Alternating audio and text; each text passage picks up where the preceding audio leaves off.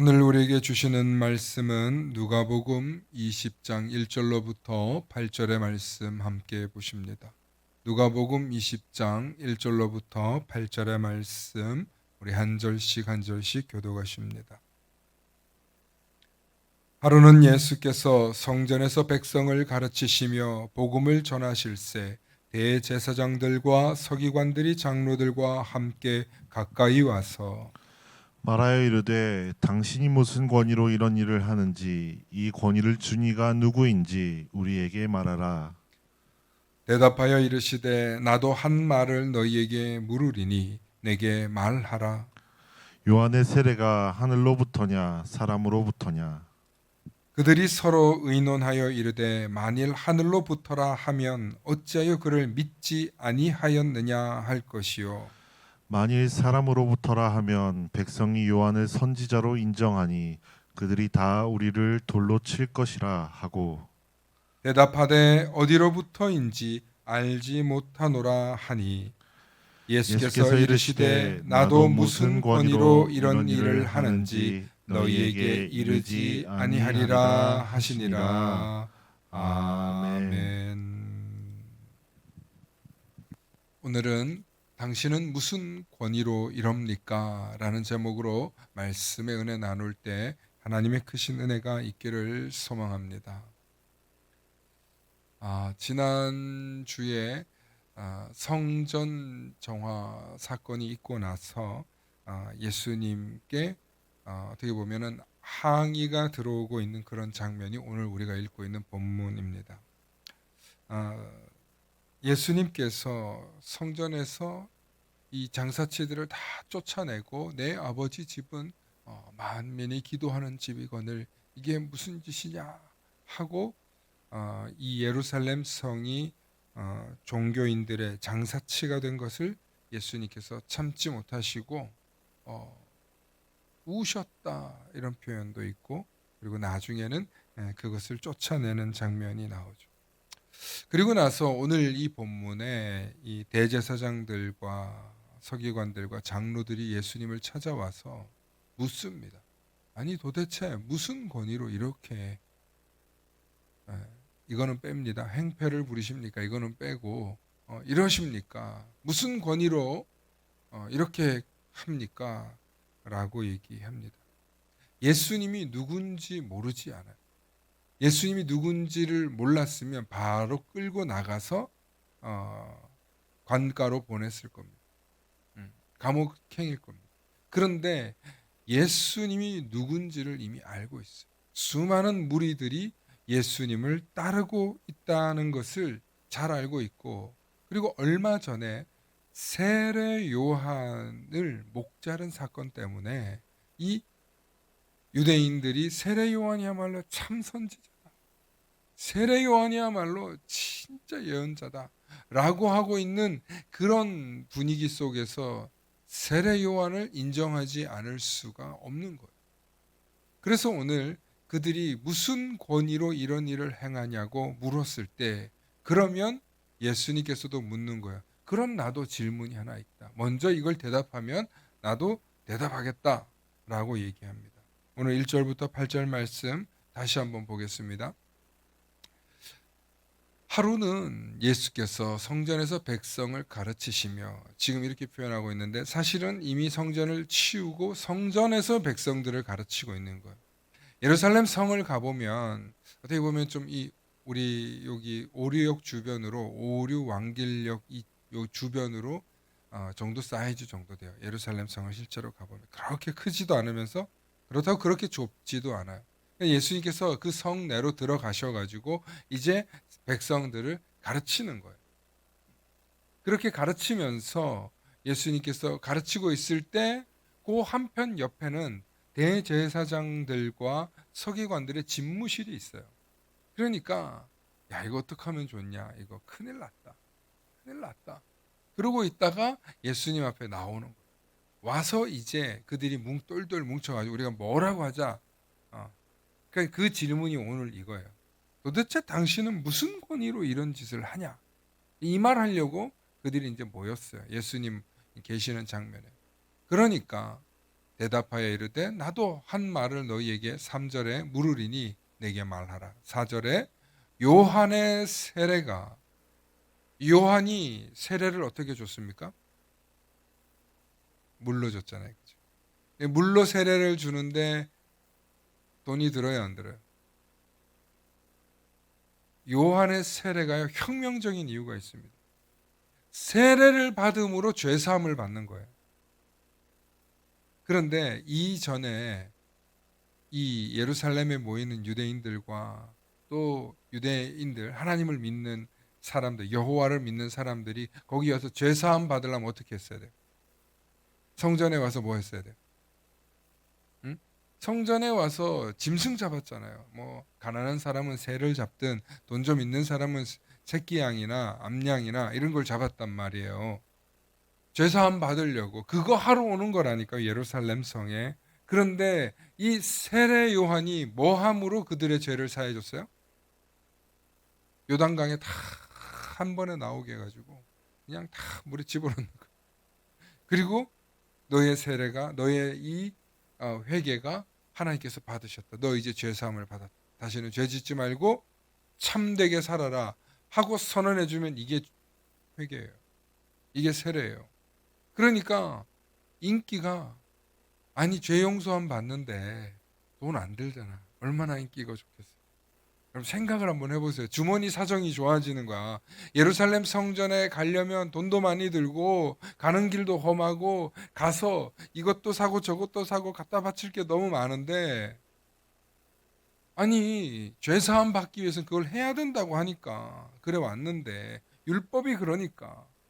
그런데 이 세례 요한의 등장으로 인해서 예루살렘으로 오는 사람들이 줄었겠어요, 늘었겠어요? 분명히 줄었단 말이에요. 줄었단 말이에요. 그래서 이 세례 요한도 예루살렘 성과 대제사장들과 서기관들과 장로들과 이 지금 유대인들을 이끌고 가야 될 지도자들의 입장에서는 지금 성전에 성전세가 안 모이는 거예요. 헌금이 안 모이는 거예요. 그러니까 뭐 하는 거예요? 세례 요한 죽는데 방관하는 거예요. 방관. 죽도록 내버려 두는 거예요. 헤롯 대왕이 죽이게 하는 거예요. 그렇게 한 사람들이에요, 지금. 그런 사람들에게 예수님께서 지금 뭐라고요? 세례 요한의 세례가 하늘로부터 온 거냐? 아니면 사람으로부터 온 거냐? 라고 물으니까 그들이 서로 의논하여 이르되, 난감한 질문 받은 거예요. 하늘로부터라고 하면 어찌하여 그를 믿지 않았느냐? 왜 그를 죽는데 그대로 내버려 뒀느냐고 말꼬리가 잡힐 게 뻔하고, 사람으로부터라고 얘기하는 순간 이 세례 요한을 선지자로 따르는 수많은 사람들이 자기들을 돌로 칠 것 같은 두려움이 있고 지금 인기가 엄청났단 말이에요. 그러니까 그들이 우리는 모른다. 모른다. 어디로부터 왔는지 모른다. 여러분, 이게 진심일까요? 아니면 거짓말일까요? 그죠? 분리하니까. 우리 왜 그 청문회장에 가면은 모른다 소리 많이들 하잖아요. 모른다. 예. 정치인들이요. 참과 거짓이냐, 이게 옳으냐 그르냐라고 대답하라 그러잖아요. 그러면 옳은 것 같다가도 하고 왼쪽인 것 같다가도 하고, 이게 무슨 말인지 모르게 대답하는 게 정치인들이에요. 왜 그래요? 이렇다 하는 순간 반대쪽 급부에서 벌떼처럼 일어나서 저놈 나쁜 놈이다, 그렇게 되게 되어 있기 때문에. 그래서 정치인으로 아주 고지대에 올라가 있는 사람들은요, 말하는 걸 들어보잖아요. 그럼 이 사람이 무슨 말을 하는지 못 알아듣겠어요.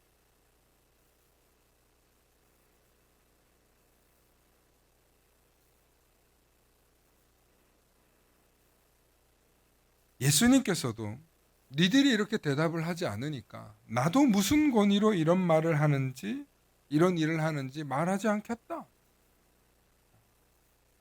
그들이 물었지만 예수님은 어떻게 보면은 화법으로 공격하러 왔지만 오히려 예수님께 된통당하고 가게 됩니다. 이렇게 종교 지도자들, 그리고 또 이 정치 지도자들은 예수님 보시기에 그들을 인정할 수가 없는 거예요. 그래서 예수님께서는 이 대제사장들과 서기관들과 장로들과 이 종교 지도자들을 예수님께서 인정하지 않는 게 확실해졌어요. 그들이 어떻게 대화가 잘 되면 설득을 하든지 뭐라도 하든지 예수님하고 타협을 할 텐데 예수님은 타협이 불가능하다는 걸 그들도 느꼈어요. 그래서 이들이 어떻게 합니까?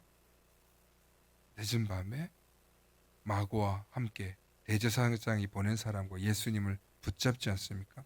그래서 베드로가 놀래가지고 마고의 귀를 자르는 사건이 나중에 생기는데 중요한 건 예수님께서 그 밤에 이제 잡히시는. 물론 예수님은 예루살렘 성에 들어가셔서 본인이 어린 양처럼 정말 힘없고 연약한 어린 양처럼 붙잡혀서 죽으실 걸 알았고 예언했고 그렇게 될 것이다라고 이미 다 제자들에게 얘기해 놓은 상태였습니다.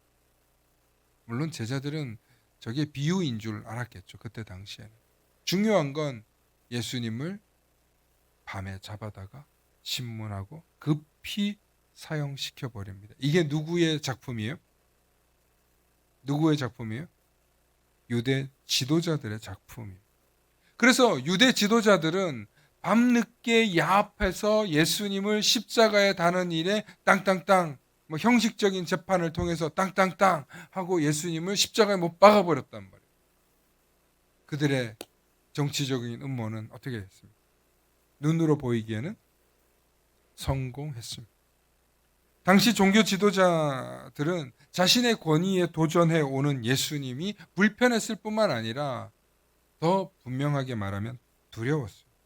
그리고 예수님을 너무나 위협적인 존재로 여겼습니다.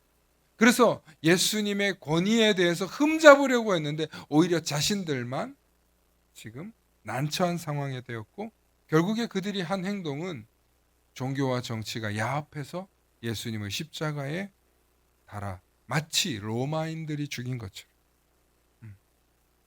빌라도가 죽인 것처럼 그렇게 그들은 만들었습니다. 이 사건을 통해서 볼 때 예수님께서 십자가에 지신 사건은 그리고 이것을 사회적인 눈 혹은 정치적인 눈 혹은 우리가 살고 있는 현실적인 눈으로 볼 때 예수님은 분명히 십자가에 달려 죽으신 실패자입니다. 예수님은 우리가 신앙인의 눈으로 본다는 얘기가 아니에요. 오해하지 마세요. 사회적으로 볼 때 그 당시에 그들이 볼 때 예수님은 실패했어요. 그래서 제자들도 뿔뿔이 흩어졌고 도망칠 수밖에 없었던 거죠.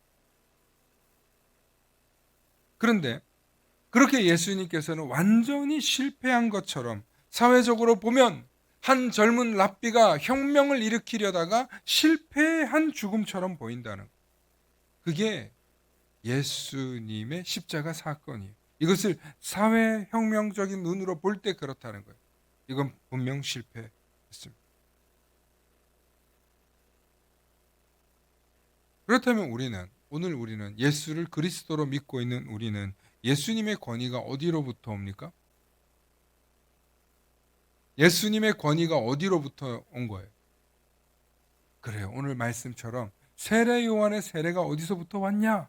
라고 물으시면 하늘로부터라고 우리는 대답할 수 있는 사람들이요. 그런데 그들은 하늘로부터 당시 종교 지도자들은 하늘로부터 온 거라고 믿을 수 없었던 사람들이에요. 성령으로부터 온 거라고 믿을 수 없었던 사람들이에요. 그런데 오늘 우리는 예수님의 권위가 어디로부터 나오는지를 알아요. 하늘로부터, 성령으로부터, 예수님 스스로로부터 온다는 것을 우리는 믿고 있습니다.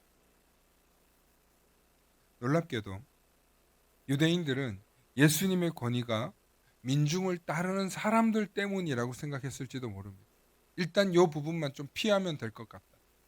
그래서 저 민중들은 이제 예수가 죽고 나면 금세 잠잠해질 거야.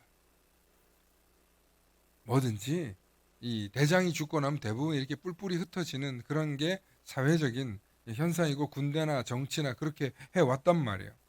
사실 이때까지만 해도 이 유대 지도자들은 정치적으로 승리한 거예요.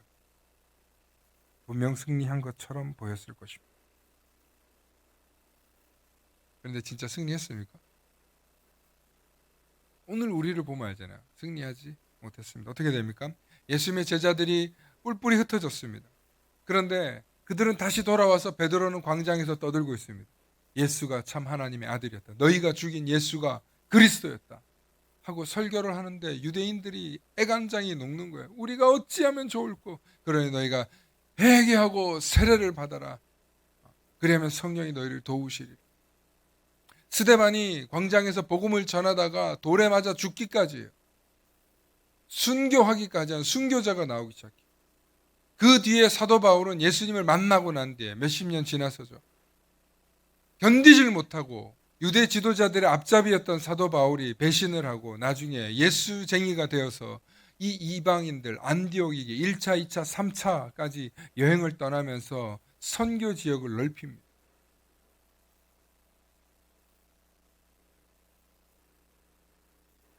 불과 100년도 안 돼서 이 유대 기독교 공동체와 또 이방인 기독교 공동체를 합치면 약 추산입니다. 추산 한 40만에서 50만 명 정도로 늘어났을 거라고 봅니다. 40만에서 50만 명. 100년도 안 돼서. 더 나아가서 한 200년 동안 기독교가 얼마나 성장하는지 나중에는 로마라고 하는 그 당시를 완전히 지배하고 있던 로마라는 나라가 거대한 제국이 기독교인들이 불편하기 시작해서 그들을 박해하기 시작합니다. 죽이고 죽여도 계속 나와. 그래서 예수쟁이들은 바퀴벌레보다 더 강력하다라는 말이 있어요. 결국에는 313년에 기독교 꿈을 꾼 콘스탄틴이 전쟁에서 승리하고 위험에서 승리하고 난 뒤에 자신도 기독교인이 되고 나중에 380년에는 기독교를 국교로 만들게 됩니다. 약 400년 정도가 지나서는 유대인들이 어찌할 수 없는 기독교로 성장하고 나중에는 로마의 국교가 되면서 그들의 유대인들의 후손들은 어찌할 수 없을 정도로 기독교인들에게 휘둘리기 시작합니다. 처참합니다. 초기 400년, 500년 경쯤에요. 초기 기독교와 유대교의 갈등에 대한 영화도 있고 스토리도 있는데 거의 100대 1 수준입니다. 100대 1. 기독교인이 100명이면 유대교 사람이 1명.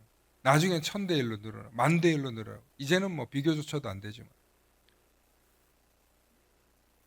지금도 유대인들 중에서는 사실 기독교 유대인들이 이 나라를 장악하고 있지 참 유대인들이 그들이 어떤 사람들이 장악하고 있지 않아요.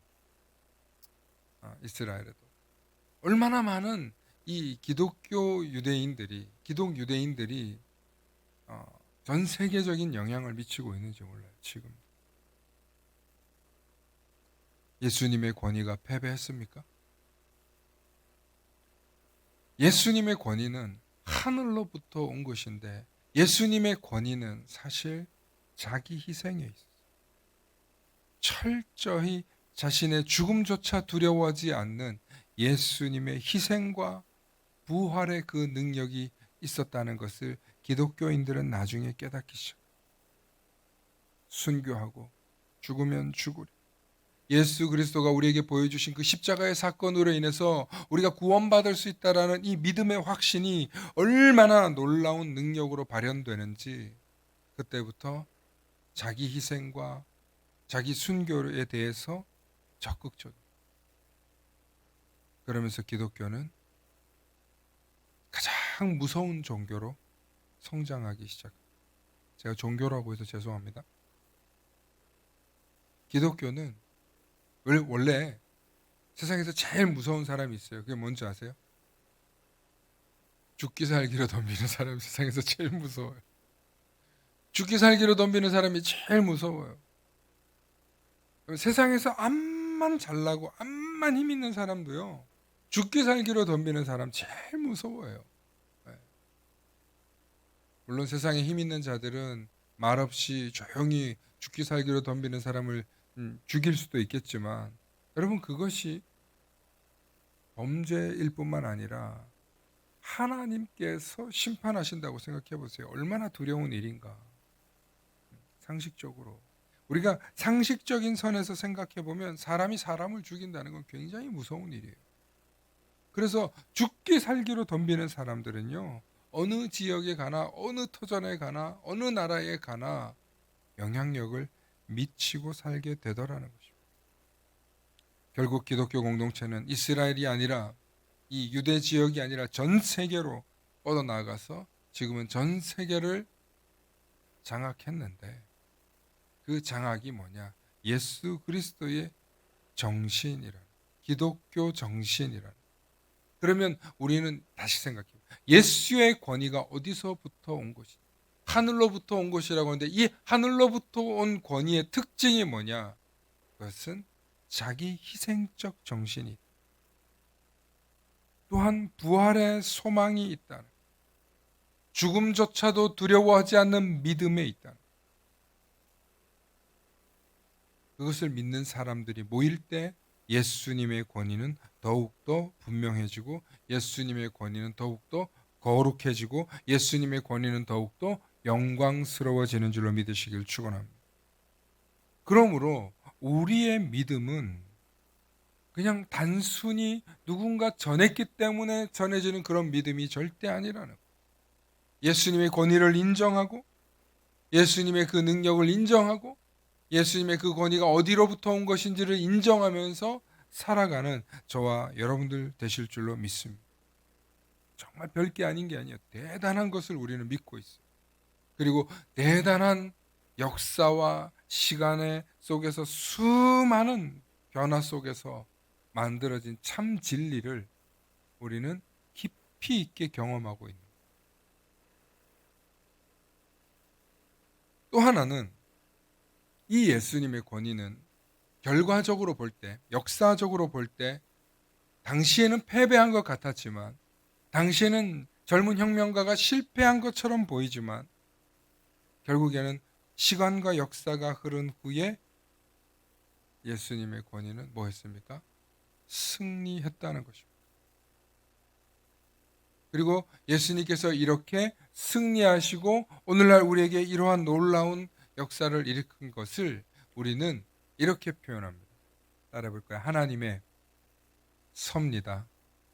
하나님의 계획하십니다. 할렐루야. 믿으십니까? 그러므로 저와 여러분들은 이 하나님의 섭리와 하나님의 계획하심 속에 들어와서 이것을 믿고 있는 줄로 믿습니다. 그냥 거저 와서 앉아 있는 게 절대 아니에요.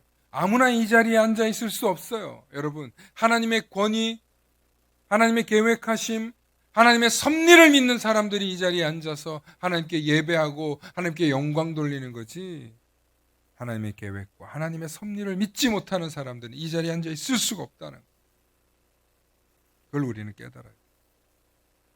그러면 오늘을 살아가고 있는 현대 그리스도인들에게 예수님께서 보여주신 그 권위, 예수님께서 우리에게 나타내신 그 권위는 지금도 계속되고 있는 줄로 믿습니다. 어떻게 해요? 하나님의 계획과 하나님의 섭리 속에서 말이죠.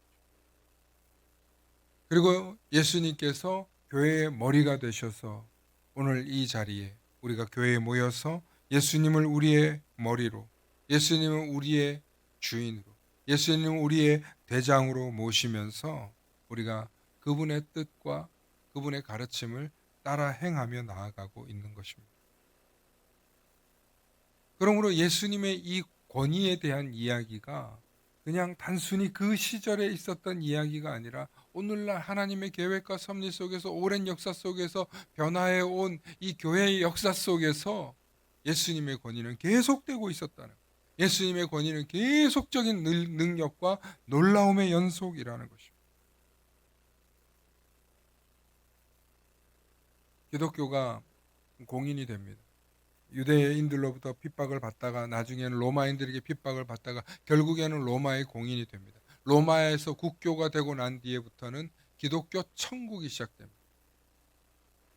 그때부터 이 기독교인들이 힘이 생기면서부터 무슨 생각을 하게 되냐면, 하나님이 통치하시는 나라가 될 것이다 라고 생각하면서 하나님의 통치자를 대신 뽑습니다. 그 사람이 누구예요? 그게 왕이 아니고 교회의 지도자인 교황이에요. 처음에는 정말 순수하고 정말 진실하고 정말 깨끗하고 정말 위대하고 정말 배울 만한 사람이 이분이야말로 교황이 될 만하다 이렇게 뽑고 나름의 정치를 잘 했을 거예요. 그런데 시간이 지나고 세월이 흐르니까 타락하기 시작하는 거예요. 우리 아버지가 교황이었습니다. 그 자식들도 교황의 후손들이 나오기 시작. 원래 신부는 결혼을 못했는데 결혼을 했다가 말았다가 막 이 법도 바뀌었다가 자기들 마음대로 막 바뀌고 나중에는 지옥 간 사람이라고 지옥 갔다 그래놓고는 다시는 지옥은 없다 그랬다가 마음대로 막 주물럭거리기 시작하는 거예요. 영적인 세계를 하나님의 세계를 종교가 타락하죠. 그게 가능한 이유가 뭔지 아세요?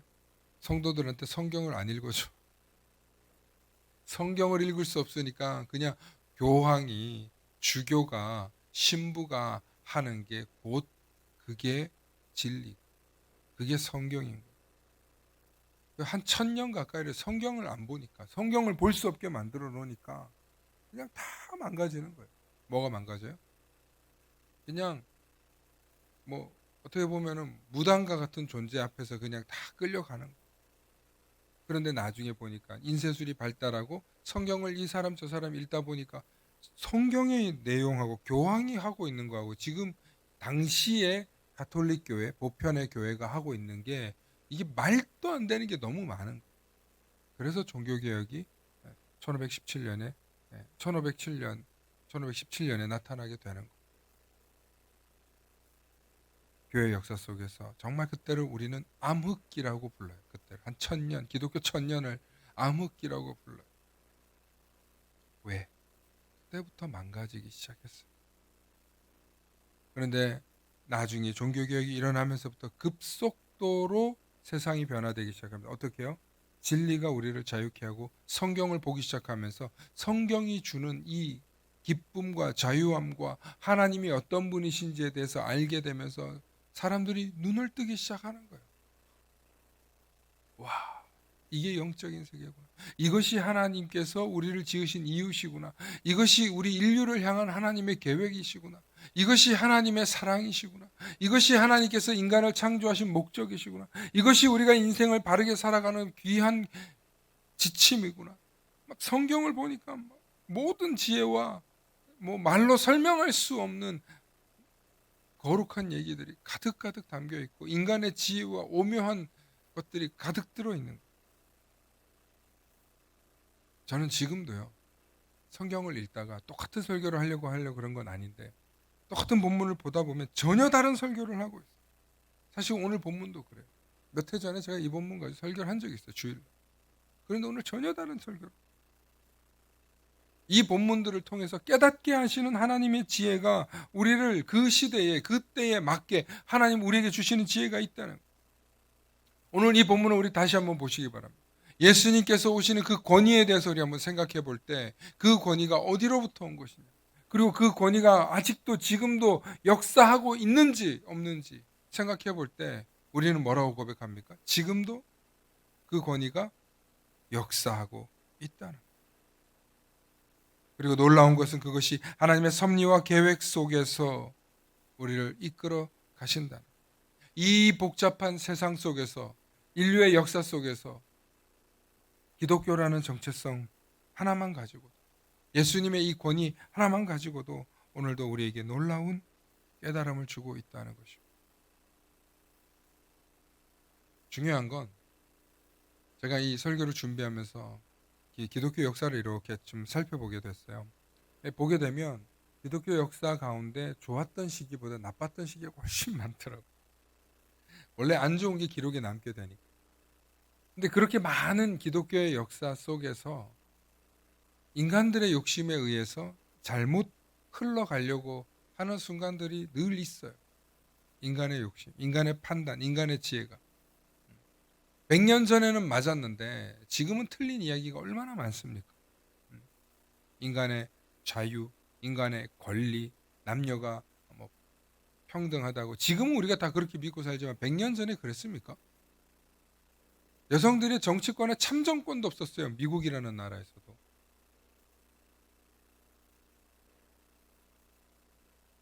지금도 남녀의 차별의 문제가 참 많은 세상을 살고 있지만 우리가 정말 진짜 이렇게 진보된 세상을 살아가면서 변화된 세상을 살아가면서 얼마나 많은 것이 변화되었는지 몰라요. 그런데 그 중심에는 여전히 하나님의 말씀이 우리에게 주시는 진리의 깨달음과 하나님께서 우리를 이끌어 가시는 인간이 어떻게 살아야 할 것에 대한 지침을 지금도 여전히 주고 계시다는 걸 생각할 때 놀라워요. 더욱더 기가 막히고 안타까운 것은 하나님께서 내려주시는 이 풍요와 안녕이 오늘날 잠깐 평화롭고 잠깐 풍요로웠는데 다시금 세상이 전쟁의 소용돌이와 인간의 탐욕으로 지금 광풍처럼 쓰나미처럼 쓸려가고 있어요. 러시아가 우크라이나를 침공하고 지금 이스라엘이 이란과 또 뭐 헤즈볼라하고 뭐 이렇게 전쟁을 일으키려고 하고 있고 지금 거기만 그런 게 아니라 뭐 엊그제는 북한이 이제 러시아 파병을 했다. 점점 이 전쟁의 소용돌이가 커지고 있어요.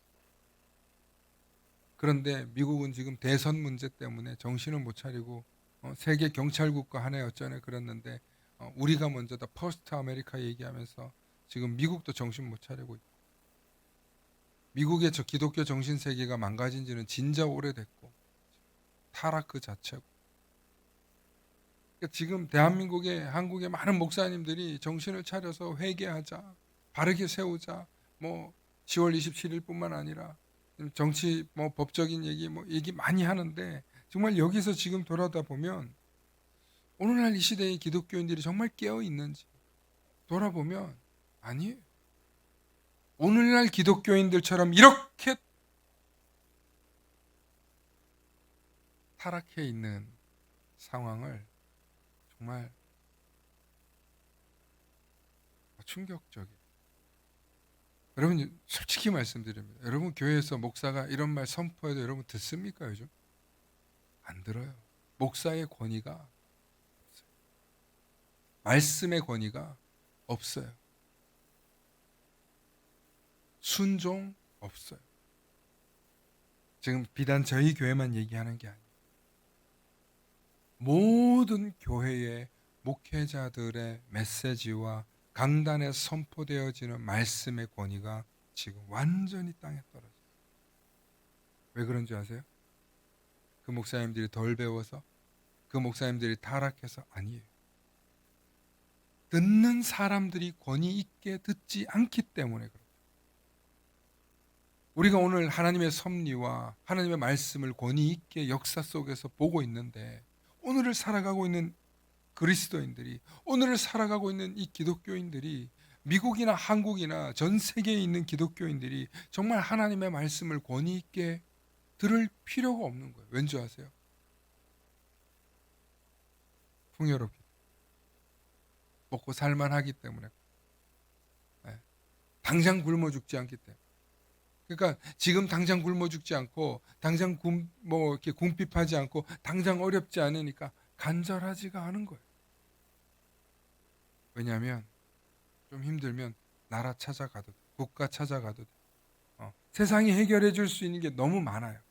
복지국가가 되면서 이상적인 나라가 될 거라고 생각했죠. 아니에요. 복지국가가 되면서 모든 기독교가 지금 다 어려워지고 있어요.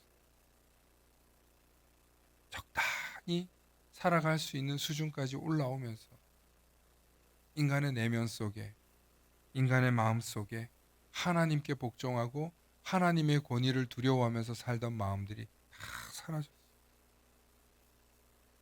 여러분 이것이 진짜 심각한 문제라는 것입니다. 목사인 제 눈에는 그게 보여요. 목사인 제 눈에는 이게 영적으로 얼마나 병들었고 심각한 문제인지 보여요. 여러분, 세상에서 열심히 살지 말라는 뜻이 절대 아니에요. 세상에서 성공하지 말라는 얘기도 절대 아니에요. 세상에서 여러분 돈 벌지 말라는 얘기도 절대 아니에요. 세상에서 열심을 내서 뭔가를 이루지 말라는 얘기가 절대 아니에요. 그 일들을 해 나감에 있어서 무엇보다도 하나님의 말씀, 하나님 앞에서 두려워하는 마음, 하나님을 경외하는 심정이 우리 안에 있어야 되는데, 하나님을 두려워하는 마음은커녕 늘 돈 앞에, 돈 때문에, 세상에 나아가서 사는 그 문제들 때문에, 세상에서 만나는 그 사람들과의 관계 때문에, 세상에 속해 있는 그 약속들 때문에 거기에 전전긍긍하면서 시간을 다 빼앗기고 있어요. 여러분, 우리가 정말 깨어서 기도해야 될 때인 줄로 믿습니다.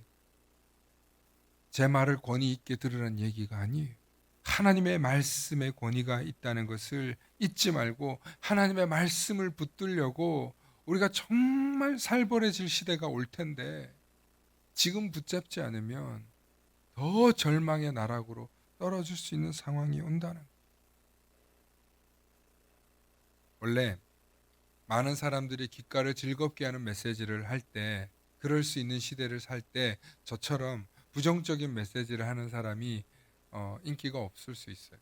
또 심지어는 거짓 예언자라고 손가락질을 당할 수도 있어요. 그게 성경적인 사건이에요. 오늘을 살아가고 있는 많은 그리스도인들이 정말 영적인 목마름을 가지고 살아가고 있어요. 무엇을 붙잡아야 될까? 말씀 붙잡으면 된다니까. 하나님 붙잡으면 된다니까. 근데 왜 자꾸 다른 거 붙잡으려고 하냐 하는 거예요. 사랑하는 성도 여러분, 오늘도 우리는 하나님의 섭리와 계획 속에 나아가고 있는 줄로 믿습니다. 오늘도 저와 여러분들은 하나님의 말씀 앞에 서 있으시기를 소망합니다. 지금 세상이 너무나 낙관적으로 세상을 바라보고 있어요. 봄이 오면 꽃이 피고, 여름이 오면 바캉스 가고, 가을이 오면 꽃 구경 가는 그런 시대를 살고 있어요. 사실이 그렇잖아요. 그런데 여러분, 겨울이 지나서 꽃이 피려면 언 땅을 뚫고 힘겹게 새싹이 솟아나는 고통의 시간을 거쳐서 그 꽃들이 나온다는 사실을 잊지 마시기를 소망합니다. 우리가 지금 누리는 이 평강, 우리가 누리는 지금의 이 평화는요, 엄청난 고통의 결과물이지 거저 얻어진 것이 아니라는 사실을 기억하셔야 합니다. 지금도 인류의 역사를 보면, 지금도 세상의 많은 사람들을 보면 얼마나 고통스럽고 안타깝게 살아가고 있는지 모릅니다. 오늘 이 시대에 정말 믿음의 눈을 열고 우리가 말씀을 붙잡고 살면, 그 말씀이 우리를 인도하시는 대로 살면 우리가 무엇을 해야 할지 하나님께서 이끄시고 하나님께서 가라고 하시는 것, 그것을 순종하고 그것을 신뢰할 수 있는 사람이 하나님의 권위를 인정하고 그분의 권위를 따르시는 분들인 줄로 믿습니다. 그러므로 말씀을 듣고 먹고 좋다 이것으로 끝나는 게 아니라 그 말씀이 주시는 감동을 담아서 그 감동대로 살아내시는 저와 여러분들 되시길 소망합니다. 함께 기도하십니다. 좋으신 아버지 하나님, 참으로 감사합니다. 하나님, 오늘 이 시대를 살아가고 있는 수많은 성도들이 있습니다. 하나님, 바르게 깨닫고 우리의 삶이 물질에 달려 있지 않고 우리의 삶이 우리의 인생관과 우리의 낭만에 달려 있지 않다는 것을 깨닫게 해주시고, 오직 여호와 하나님이 주시는 그 말씀이, 하나님이 주시는 그 지식이 우리의 눈을 뜨게 하고 우리의 인생을 밝힌다는 사실을 깨닫게 해주셔서 이 영적인 암흑기에 예수 그리스도의 권위가 우리 삶을 인도하게 하여 주시옵소서. 그래서 예수님의 그 권위를 따라갈 수 있도록 순종하는 우리가 되게 해주시고, 그 말씀을 향해서 한 걸음 한 걸음 믿음의 길을 걸어갈 수 있는 우리들이 다 될 수 있도록 하나님 지혜와 또 믿음과 또 건강과 필요한 모든 것을 더하여 주시옵소서. 감사드리며 우리 주 예수 그리스도 이름 받들어 간절히 기도 올려옵나이다. 아멘.